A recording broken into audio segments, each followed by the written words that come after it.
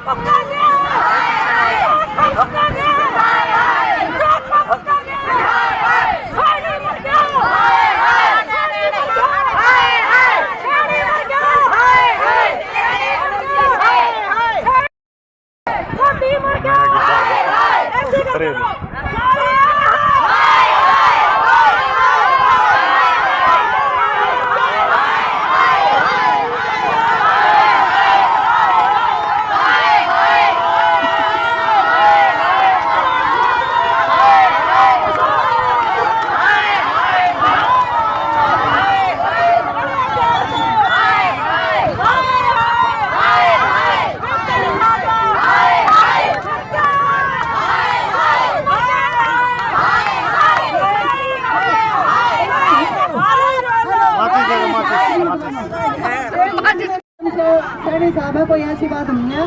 जो हमारे लिए माननीय थे, हैं और रहेंगे, ठीक है। ये जो हमारी चीजें साइड में हुई है, साइड में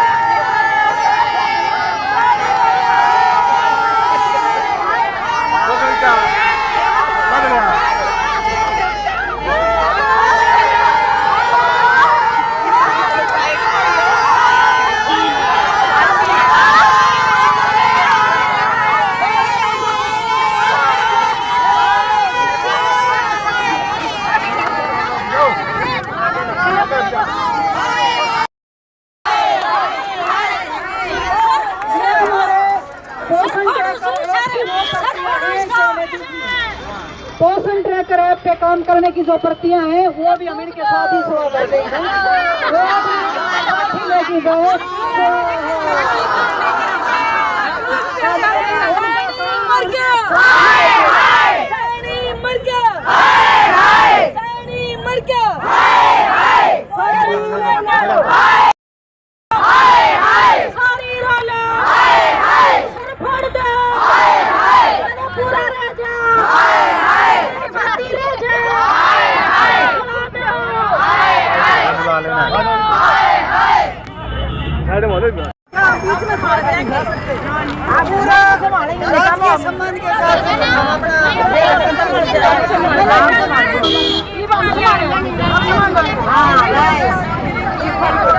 सभी का दिल से सम्मान करते हैं, लेकिन बदले में सम्मान की अपेक्षा भी करते हैं कि नारी सशक्तिकरण के जहाँ नारे लगाए जाते हैं, जहाँ बेटी बचाओ के नारे लगाए जाते हैं, और वो भी हमारे द्वारा ही मतलब पूरे करवाए जाते हैं। तो हम ये अपेक्षा करते हैं सरकार से कि कम से कम हमें जो आज हमने उदंड नीति अपनाई है उसके लिए हमें मजबूर ना किया जाए, नहीं तो फिर जो आगे की रणनीति है वो इसी तरह से उतरी जाएगी। क्योंकि जब हमारी कोई बात शांतिपूर्ण तरीके से नहीं सुनी जाती है तो फिर उसके लिए ये तरीके अपनाए जाते हैं। और इसलिए हमने एक तरीके से कहीं ना कहीं हो सकता है गलत हो, लेकिन हमारे तरीके से कोई गलत नहीं है, क्योंकि 3 दिन बैठने के बाद ये एक्शन तो कुछ भी नहीं था, इससे भी और ज़्यादा होना चाहिए था।